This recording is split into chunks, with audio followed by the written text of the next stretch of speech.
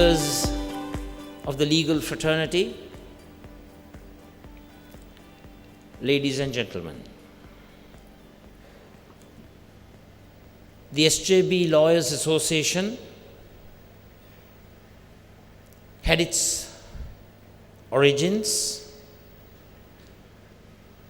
in the year 2020 when the party was formed in February 2020, and during the ensuing period we were tasked with organizing our party to face up to a challenging and monumental task in facing the 2020 general elections. The SJB Lawyers Association originated from humble beginnings, but however, under the leadership of President's Council Upul Jayasuriya, the office bearers, and most important, its membership, this affiliated organization of the SJB has gone from strength to strength. Initially, the SJB Lawyers Association embarked on a path-breaking program of protecting the rights of our citizenry, members of the civil society, those who were subjected to governmental oppression and dictatorship. And I'm proud about the manner in which the distinguished membership of SJB Lawyers Association has performed in protecting the democratic rights of the people in our country. Samagi Janabalavega Nitijna Sangamaya Upul Jayasuriya Janadepati Nitijnatuma Pramuka Niradhari Mandale Atulu එවැගේම විශේෂයෙන්ම හි සමාජිකත්වය 2020 සිට අද දවස දක්වා මේ රටේ ජනතාවගේ ප්‍රජාතන්ත්‍රවාදී අයිතිය සුරක්ෂා කිරීමේ ගමනේ පක්ෂයකට සම්බන්ධ නීතිඥ සංගමයක් හැටියට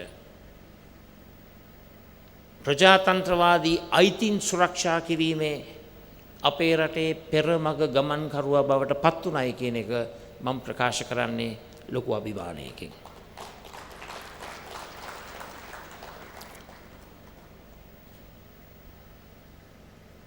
As an organization, the SJB Lawyers Association is not merely functioning as a protector of the democratic rights of the people of our country. Today, it has become a platform to provide policy inputs to our policy formulation process. In that context, I welcome the proposals forwarded by all of you under the leadership of Mr. Upul Jayasuriya,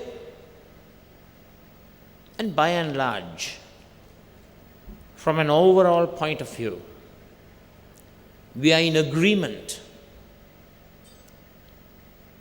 with the prescriptions provided in these proposals. And we hope to include these proposals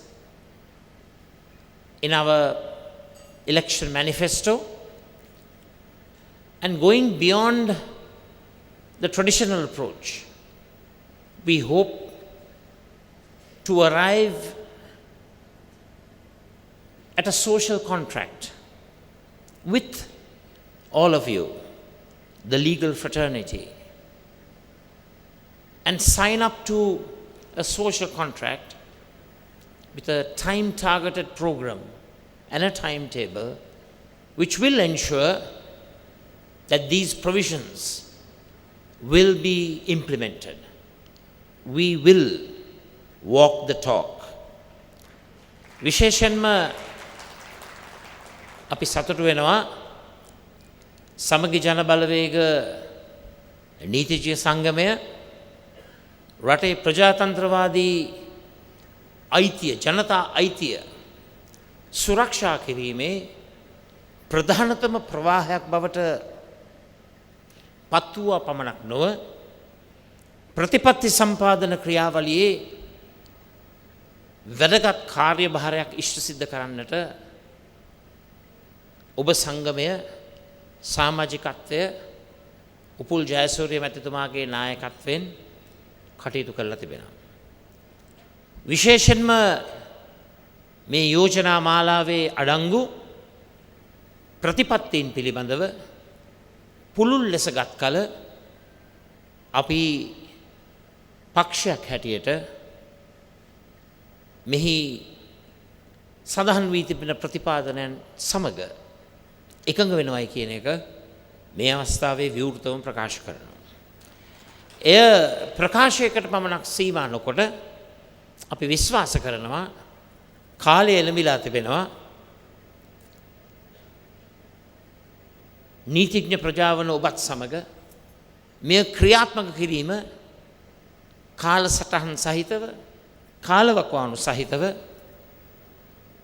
අද යුගයේ අවශ්‍යතාවය වෙලා තිබෙනවා ඔබත් සමග සමාජ සම්මුතියකට සමාජ ගිවිසුමකට එළවෙන්නට. එයින් අපි අදහස් කරන්නේ පැහැදිලිව ප්‍රතිපත්තීන් වේදිකා තුල ප්‍රකාශනයට පත් කරන්නට සීමා නොවි මේ ප්‍රතිපාදනයන් අපේ රජයක් තුල දිනවකවානු සහිතව මහ පොළොවේ යථාර්ථයක් නීති පොතේ යථාර්ථයක් බවට පත් කිරීමේ ගමන ක්‍රියාත්මක කරන්නට අපි අදහස් කරනවායි කියන එක මේ අවස්ථාවේ ඔබට සතුටින් ප්‍රකාශ කරනවා.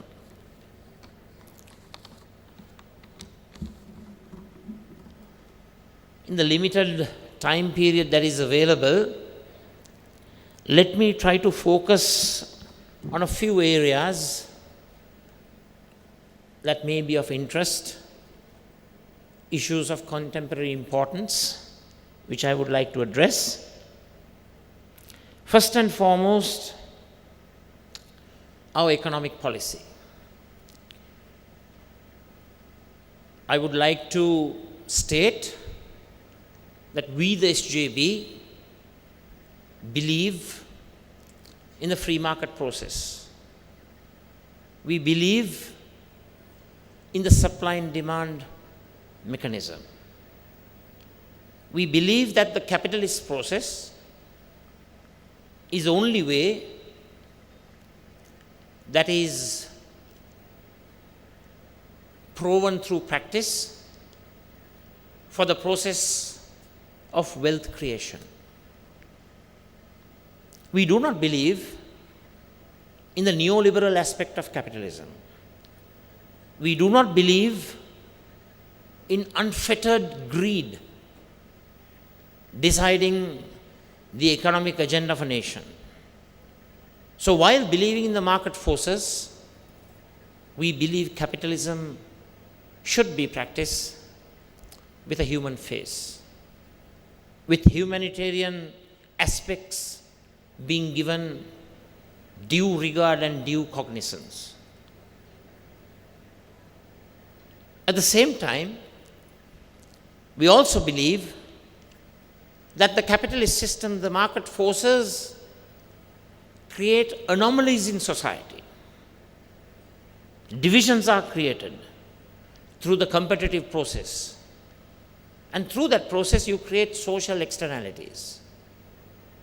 it is very important that there is limited government intervention to ensure that the divisive nature of the market forces are addressed and ameliorated. And we have to make sure that social justice and fairness prevails in our economic policy program. So to summarize, we are neither extreme neoliberal, extreme capitalist, neither do we believe in extreme socialism, which has proven to be an utter failure throughout the world.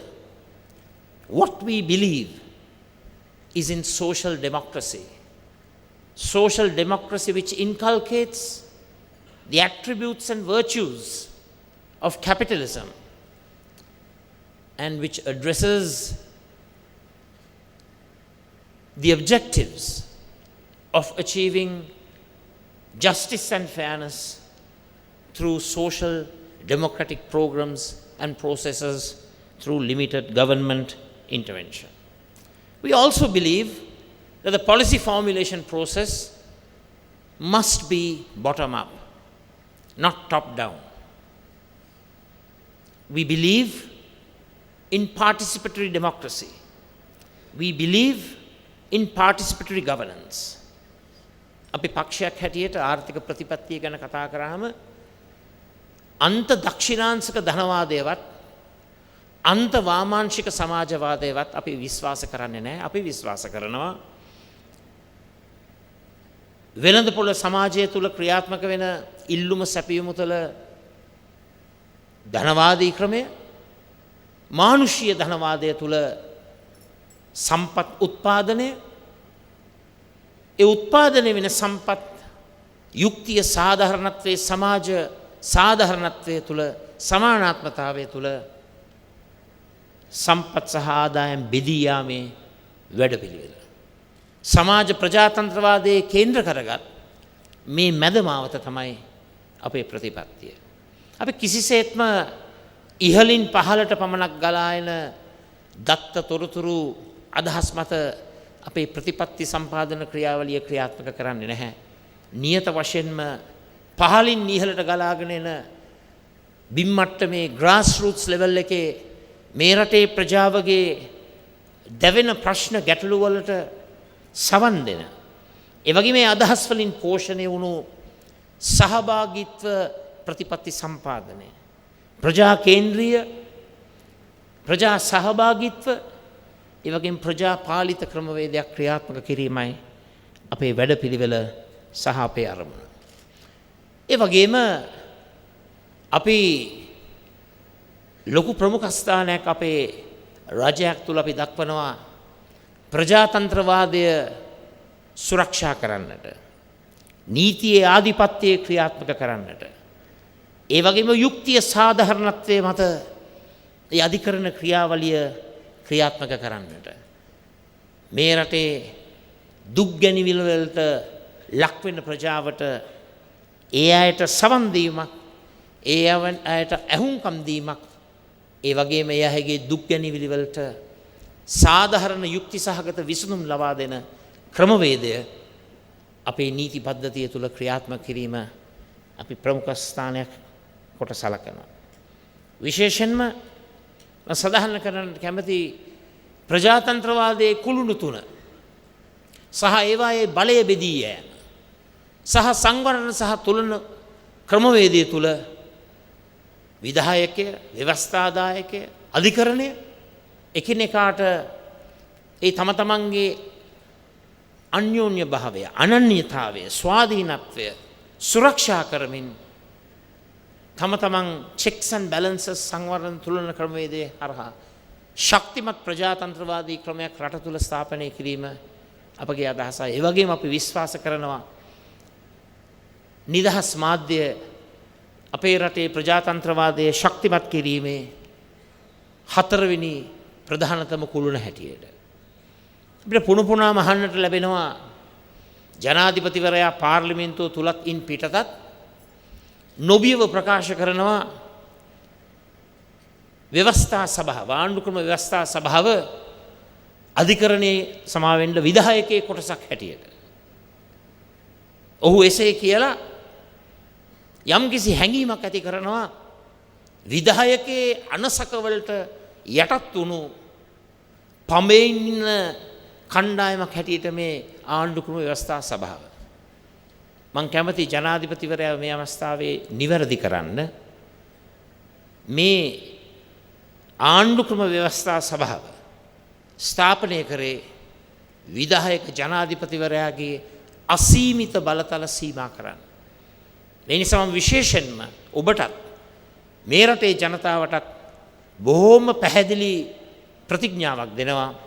එහි සමාජිකයෙක් හැටියට අපි ජනාධිපතිවරයාගේ ඉත්තන් කොට්ටාසයක් වෙන්නට බලාපොරොත්තු වෙන්නේ නැහැ. අතකොළුවන් කොට්ටාසයක් බවට කටයුතු කරන්නට බලාපොරොත්තු වෙන්නේ නැහැ. වහලුන් කොට්ටාසයක් බවට කටයුතු කරන්න බලාපොරොත්තු වෙන්නේ නැහැ. සාධාරණව යුක්ති සහගතව හැම කාරණාවක් පිළිබඳවම හැම ආකාරයෙන්ම අපක්ෂපාතීව නිවැරදි ස්වාධීන තීන්දුව තීරණ ගන්න සභාවක් හැටියට ආණ්ඩුක්‍රම ව්‍යවස්ථා සභාව ක්‍රියාත්මක කරන්නට අපි පොරොන්දු වෙනවයි කියන එක මම ඔබට කියන්න කැමතියි. කිසිසේත්ම විධායකයේ අතකොළුවක් හැටියට රූකඩයක් බවට පමයින් කොට්ටාසයක් බවට කටයුතු කරන්නට අපි කිසිසේත්ම සූදානම් නැහැ. අපේ ක්‍රියාකාරකම් තුළ අපි අපේ ස්වාධීනත්වය ඔප්පු කරලා තිබෙනවයි කියන එක මේ අවස්ථාවේ කියන්න කැමතියි. I want to stress the importance of the main ingredients of our democracy. The tripartite system of government, which consists of the executive, legislature, judiciary, the importance of the powers of the separation of powers principle being enacted, and the existence of checks and balances, which ensures the independence, the autonomy of all these three institutions. We also believe that the free media should be considered as the fourth pillar of the democratic system. In recent times, the President of Sri Lanka has quite openly stated that the Constitutional Council should be considered as part of the executive. I want to clarify right now that the Constitutional Council was initiated, formulated, and brought into being to act as a check and balance against the unfettered powers of the executive. We will under no circumstances act as slaves of the presidency. We will ensure that authentic, transparent, responsible, and accountable decisions will be taken, and we will ensure that through the checks and balances system, that our system of governance and democracy is practiced at the highest level in our great motherland. විශේෂයෙන්ම අපි විශ්වාස කරනවා මේ රටේ ආණ්ඩුක්‍රම ව්‍යවස්ථාවේ වැදගත්ම අංගයක් වන මූලික අයිතිවාසිකම් ෆන්ඩමෙන්ටල් රයිට්ස් පිළිබඳව අපි නැවතත් වරක් බලන්නට ඕන. ඔබතුමන්ලා දන්නවා ඇති ෆන්ඩමෙන්ටල් රයිට්ස් චැප්ටර් එකේ මූලික අයිතිවාසිකම් කොටසේ ප්‍රධාන වශයෙන් සඳහන් වන්නේ දේශපාලන සහ සිවිල් අයිතිවාසිකම් පිළිබඳව.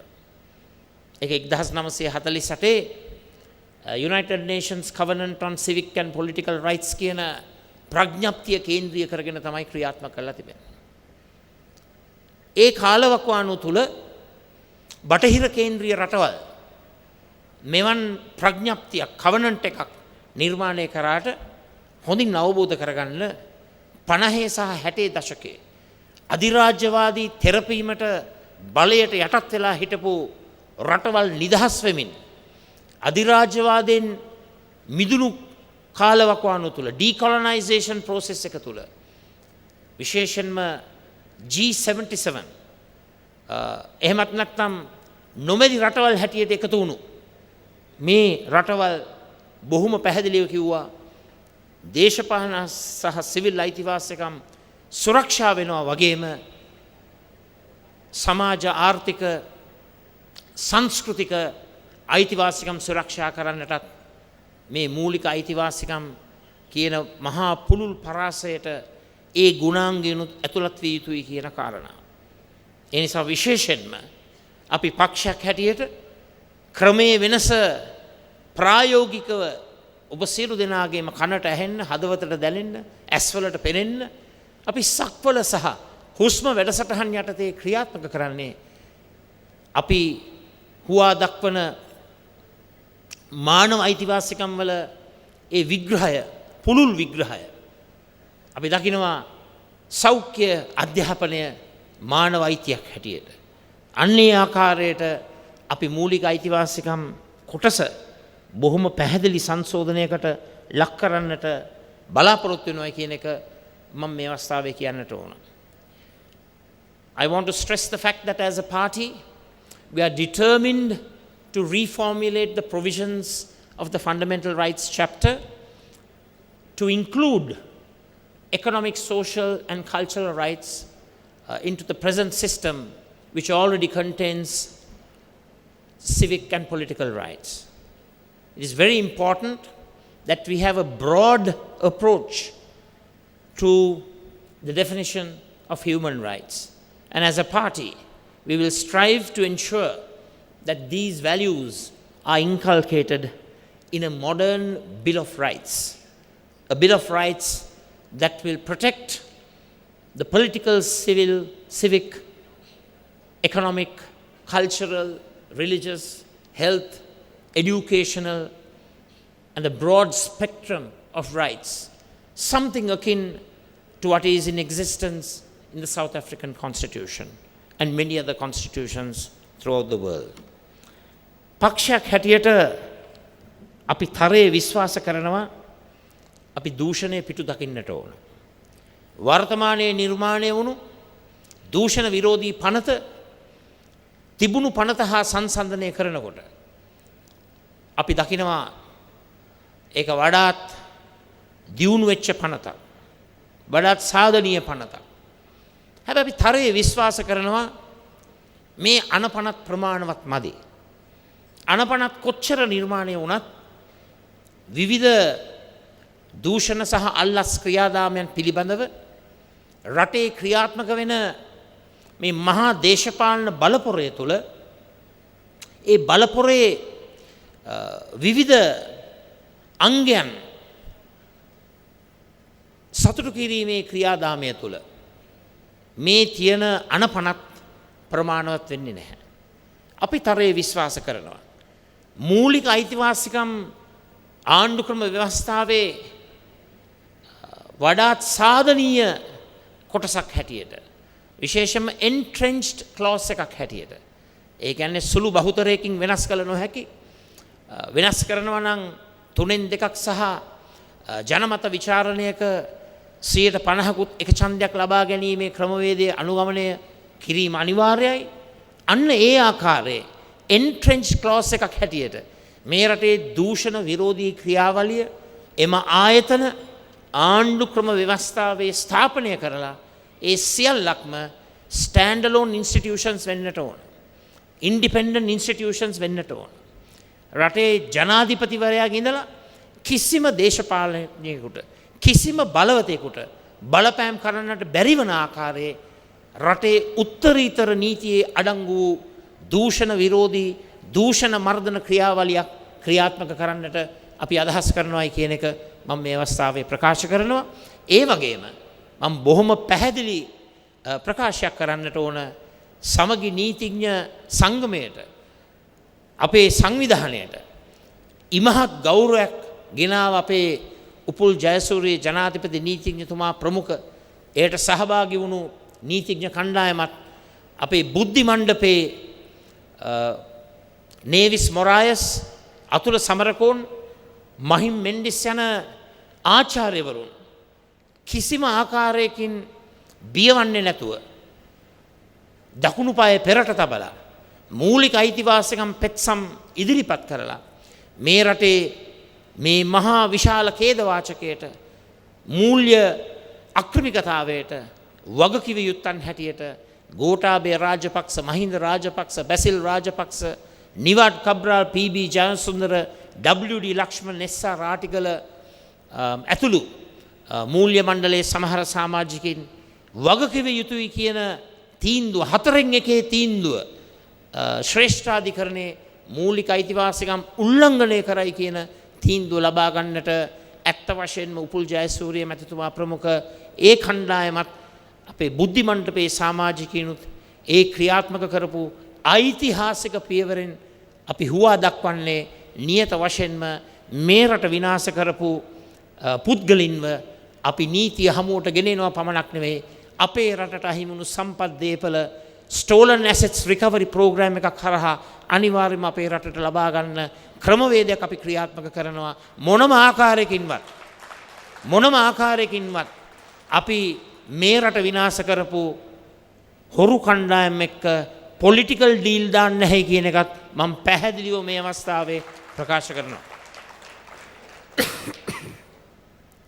We will have a novel approach to anti-corruption. We will ensure that we will not confine ourselves to acts of parliament. We believe that the anti-corruption machinery and the process has to be an autonomous, independent program, and that has to be given legal validity as a standalone process. A process which consists of independent, autonomous institutions and machinery. A process and institutions which cannot be influenced by people who are in positions of power. We will ensure that the anti-corruption program will be included into the supreme law of the land, that's the constitution, and ensure that it is established as an entrenched clause. That means it cannot be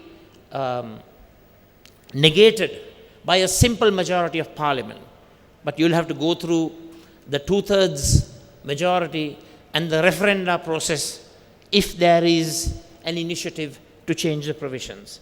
We are very determined to embark on that course of action, and we will make sure that the anti-corruption process that we establish will bring all those who are responsible for the bankruptcy of the country before the law, and also we will ensure through our stolen assets recovery program that we are able to repatriate the funds, the properties that were lost due to the malpractices, maladministration and corruption which was perpetrated by this particular government and before.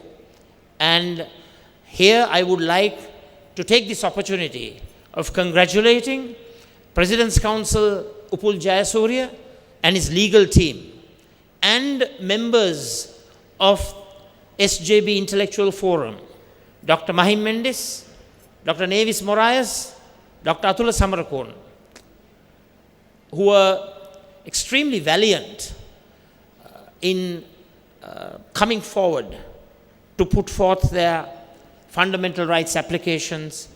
And I'm very happy to say that all of you have brought a great deal of respect, credibility to the SJB because of your valiant efforts to ensure that those who are responsible for the bankruptcy of this country were brought to book through the Supreme Court decision which pronounced that Mahinda Rajapaksa, Gotabaya Rajapaksa, Basil Rajapaksa, P.B. Jayasundara, Niwad Cabral, Artikala, W.D. Lakshman, and some members of the Monetary Board as being responsible for having violated the fundamental rights through the malpractices that were committed during the economic management programs of the previous government. So I congratulate you for your actions, and we applaud your efforts, and I think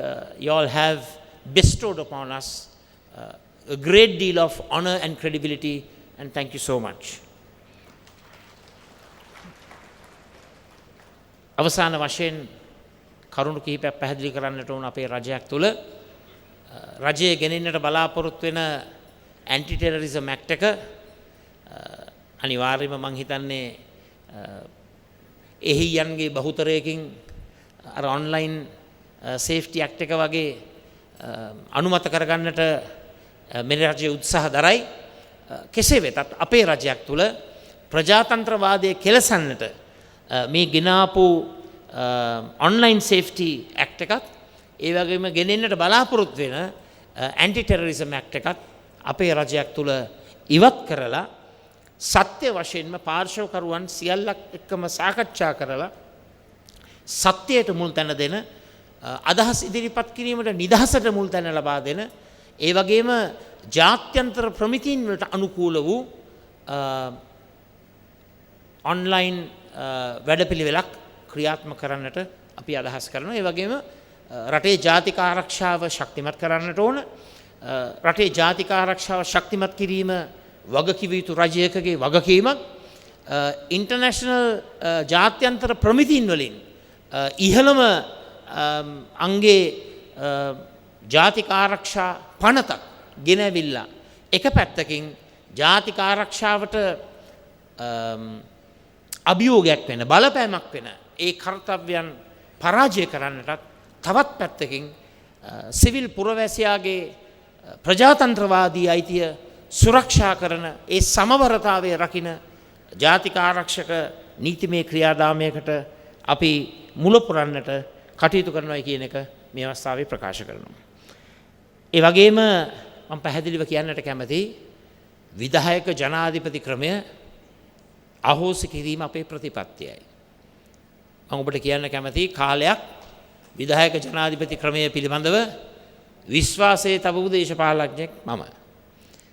නමුත් අපි තීන්දුව කරා පක්ෂයක් හැටියට විශේෂයෙන්ම විධායක ජනාධිපති ක්‍රමය තුල නිර්මාණය වුණු ඒකාධිපතිත්වය ඒ නිර්මාණය වුණු දැවැන්ත බලපරාක්‍රමය අවංකවම මේ රටේ පුරවැසියන්ගේ අයිතීන් උල්ලංඝනය කිරීමේ ක්‍රියාවලියකට යොමු වීම තුළ මෙහි පැහැදිලි වෙනසක් සිදු විය යුතුයි කියන තැනට අපි ආවා. විධායක ජනාධිපති ක්‍රමය අහෝසි කිරීම තමයි අපේ ප්‍රතිපත්තිය. එනමුත් විධායක ජනාධිපති ක්‍රමය අහෝසි කිරීමේ මුවාවෙන් ජනාධිපතිවරණයක් පැවැත්වීම වළක්වාලන්නට අපි කිසිසේත්ම ඉඩ දෙන්නේ නැහැ. අද අපි දන්නවා විවිධ කණ්ඩායම් විවිධ පුද්ගලයන් විවිධ ක්‍රමවේද උපයෝගී කරගෙන මේ සමාජයට එක එක අදහස් දානවා. විධායක ජනාධිපති ක්‍රමය අහෝසි කරන්නට මේක වෙලාවයි කියලා. ඔබ අමතක කරන්නට එපා. පළාත් පාලන ඡන්දය බලහත්කාරයෙන් තෙරපලා පළාත් පාලන ඡන්දයට අවශ්‍ය මුදල් ප්‍රතිපාදන ලබා නොදී මේ රටේ සර්වජන ඡන්ද අයිතිය උල්ලංඝනය කරපු ඒකාධිපති ආණ්ඩුවක් අද රටේ තිබෙන්නේ. එවන් ආණ්ඩුවක් කටයුතු කරන තත්ත්වයක් තුළ කිසිසේත්ම මේ රටේ ජනතාවගේ සර්වජන අයිතිය ඡන්ද බලය නිෂේධ කරන්නට නිෂ්ඵල කරන්නට අපි කිසිසේත්ම සහයෝගය ලබා දෙන්නේ නැහැ. ඒ නිසා හොඳට අවබෝධ කරගන්න අපි අනිවාර්යෙන්ම ජනාධිපති ක්‍රමය අහෝසි කරනවා. හැබැයි රටේ ජනතාවට ඡන්දයක් ලබා දීමේ අයිතිය ජනාධිපතිවරණයකට මුහුණ දීමේ අයිතිය ඒට අදහස් ප්‍රකාශ කිරීමේ අයිතිය මහමැතිවරණයකට අදහස් ප්‍රකාශ කිරීමේ අයිතිය අනිවාර්යෙන්ම අපි ලබා දෙනවා. විධායක ජනාධිපති ක්‍රමය අහෝසි කිරීමේ නාමයෙන් රටේ ජනතාවට ඒ තිබෙන අවස්ථාව අහිමි කරන්නට කිසිසේත්ම අපි සූදානම් නැහැ කියන එක මම මේ අවස්ථාවේ ප්‍රකාශ කරනවා. ඒ වගේම විශේෂයෙන්ම අපේ නීතිඥ ප්‍රජාව මම දන්නවා ඔබලා කාගේවත් අතකොළුව එහෙමත් නැත්නම් වහලුන් වෙන්නට යන්නේ නැහැ. නමුත් විවිධ පුද්ගලයන් විවිධ කණ්ඩායම් ජනාධිපතිවරයා වෙනුවෙන් කොන්ත්‍රාත් බාර අරගෙන දෙවෙනවා. ඒ කොන්ත්‍රාත් බාර අරගෙන සිවිල් සමාජය එකතු කරගෙන ඒ අය දානවා පොඩි පොඩි ෆීලර්ස්. විධායක ජනාධිපති ක්‍රමය අහෝසි කරන්න හොඳම වේලාව නේද මේ? මං අහන්න කැමති මේගොල්ලන්ට අමතක වුණාද ගිය අවුරුද්දක් තිබ්බා ඕනම් මේක අහෝසි කරන්න. ඒව ගැන හිතුවේ නැහැ. නමුත් වැඩ වරදිනොයි කියන තැනට ඇස් පිටම පේනකොට ඒ අයට මතක් වෙනවා විධායක ජනාධිපති ක්‍රමයේ අහෝසි කිරීම වඩාත් වැදගත් වෙන්නේ රටේ ජාතික අවශ්‍යතාවයට නෙවෙයි තමන්ගේ පුද්ගලික දේශපාලන ආයු කාලය දීර්ඝ කරගන්නට. ඒකට අපි ඉඩ තියන්නේ නැහැ. කිසිසේත්ම ඒකට අපි ඉඩ තියන්නේ නැහැ. නමුත් මතක තබා ගන්න අපේ ප්‍රතිපත්තියේ විධායක ජනාධිපති බලය පළුදු කිරීම සහ අහෝසි කිරීමයි කියන එක මම මේ අවස්ථාවේ බොහොම පැහැදිලිව ඔබ සියලු දෙනාටම ප්‍රකාශ කරනවා. මම හිතුවා මේ පැහැදිලි කිරීම මේ අවස්ථාවේ ඔබට පමණක් නෙවෙයි මේක අර එළියේ ඉඳගෙන කුමන්ත්‍රණය කරන කොට්ටාසයට විශේෂයෙන්ම මේ පණිවිඩය යවන්නට ඕන. ඔය කූට දුෂ්ට කුමන්ත්‍රණ වල ලියලෙන්න එපා. තමන්ට වරදාන වරප්‍රසාද නම්බුනාම ගරුණාම අරව ලැබුණයි මේව ලැබුණයි කියලා කරුණා කරලා තව දුරටත් මේ රටේ ජනතාවගේ ඒ අයිතිය කෙලසන්නට මුල පුරන්න එපයි කියලා ඇහෙන්න ඕන කට්ටියට මම මේ අවස්ථාවේ මේ ප්‍රකාශය කරනවා. අවසාන වශයෙන් සමගි ජන බලවේගයේ නීතිඥ සංගමය පුද්ගලික ජනාධිපති කරන්නටවත් කණ්ඩායමකට ආණ්ඩු බලය ලබා දෙන්නටවත් ඒ සීමා සහිත ඉලක්කයක් කරා යන්නට නිර්මාණය කරපු සංවිධානයක් නෙවෙයි. සමගි ජන බලවේගයේ ගරු සභාවේ ගරු නීතිඥ මහත්මීන්ට අනාගත අපේ රජයක යහපත් දේශයක් සැමට සෞභාග්‍ය සැමට සමෘද්ධිය ලබා දෙන දේශයක් බිහි කිරීමේ ගමනේ කොටස්කරුවන් බවට අපි ඔබව පත් කරගන්නවා. පෙරමග ගමන්කරුවන් බවට අපි ඔබව පත් කරනවා. අපි බොහොම පැහැදිලිව අපේ ඇමති කාලවකවානුව තුළ අපි ක්‍රියා කරපු ආකාරය ඔබ සොයා බැලුවොත් මේ රටේ නීතිඥ ප්‍රජාවට සමාජ සංවර්ධන ක්‍රියාවලියේ කොටස්කරුවන් බවට පත්වන්නට අපි පැහැදිලි අවස්ථාවක් ලබා දුන්නා. අද එළිමිලා තිබෙනවා දැවැන්ත ජාතික කර්තව්‍යයකට මුල පුරන්න. ෆ්‍රැන්ක්ලින් ඩෙලානෝ රුසවෙල්ට් ජනාධිපතිතුමාට සිද්ධ වුණා 1920 දශකයේ අගභාගයේ සහ 30 දශකයේ මුල් භාගයේ ක්‍රියාත්මක වුණු මහා ලෝක ආර්ථික අවපාතය the great world depression එක තුළ ඇමරිකා එක්සත් ජනපදයේ ගොඩ ගන්න වැඩපිළිවෙලක් සකස් කරන්න. ඔහු ඒක හැඳුන්වුවා නිව් ඩීල් කියන වැඩපිළිවෙල යටතේ. අපේ රටටත් අවශ්‍යයි නිව් ඩීල් එකක්. අපේ රටටත් අවශ්‍යයි රට ගොඩ ගන්න වැඩපිළිවෙල. ලේසි පහසු කාර්යයක් නෙවෙයි. අභියෝග රසක් තිබෙනවා. කඩතොළු බාධක රසක් තිබෙනවා. සිස්ටම් චේන්ජ් කිව්වට වැඩක් නැහැ. අපි රටක් හැටියට සිස්ටම් එකක් වෙනස් කරන්නට ඕන. මහජන පුරවැසියෝ හැටියටත් තනිවම අපි අපේ සිස්ටම් එකත් වෙනස් කරගන්නට ඕන. මේක මැක්‍රෝ ප්‍රශ්නයක් විතරක් නෙවෙයි. සාර්ව ප්‍රශ්නයක් විතරක් නෙවෙයි. මේක මයික්‍රෝ ප්‍රශ්නයකුත් තියෙනවා. ශුද්‍ර ප්‍රශ්නයකුත් තිබෙනවා. එහෙනම් පුළුල් ලෙස අපි සිස්ටම් එක වෙනස් කරන්නට ඕන. රට ගොඩනැගෙන ආකාරයට ක්‍රමයේ වෙනසක් අපි කරන්නට ඕන. හැබැයි පුළුල් ආකාරයට ක්‍රමයේ වෙනස් වුණාට මදි. ශුද්‍ර ආකාරයටත් අපිත් තනිවම රටේ පුරවැසියන් හැටියට අපේ සිස්ටම් එකත් වෙනස් කරගෙන සහභාගීත්ව ප්‍රජාතන්ත්‍රවාදී ක්‍රමවේදයක් තුළ මේ රටේ ලක්ෂ 220කින් ඒ සියලු ජන කොට්ටාස නියෝජන වෙන ආකාරයේ ප්‍රජාතන්ත්‍රවාදී සහභාගීත්ව ප්‍රජාතන්ත්‍රවාදී ක්‍රමවේදය තුළින් අපි සැවොම අත්වැල් බැනගෙන අපේ රට අපේ ශක්තියෙන් සශක්තියෙන් සෝත්සාහයෙන් අපි ගොඩනගමුයි කියලා යෝජනා කරමින් සියලුම නීතිඥ සංගමේ සමාජික මහත්මීන්ට මම සුබ පතනවා ස්තුතිය පුද කරනවා. අද විශාල ප්‍රමාණයක් මේ නීතිඥ සංගමයට සහභාගී වුණා. අපි බලාපොරොත්තු වෙනවා මේ සමාජිකත්වයේ පුළුල් කරගෙන රට ගොඩනැගීමේ වැඩසටහනේ ප්‍රධාන මට්ටමේ බිම් මට්ටමේ සක්‍රීය ක්‍රියාකාරීන් හැටියට ඔබගේ දායකත්වයත් ඔබගේ වටිනා නිපුණතාවයත් කුසලතාවයත් දක්ෂතාවයත් උපයෝගී කරගෙන අපි අපේ මාතෘභූමිය ගොඩනගමු. ඔව් ඔබාමා මැතිතුමා ප්‍රකාශ කරපු ආකාරයට ඔව් අපිට පුළුවන්. Yes we can. Thank you very much. තෙරුවන් සරණයි. වණක්කම්. අස්ලාමු අලයිකුම් නිවි බේටයි.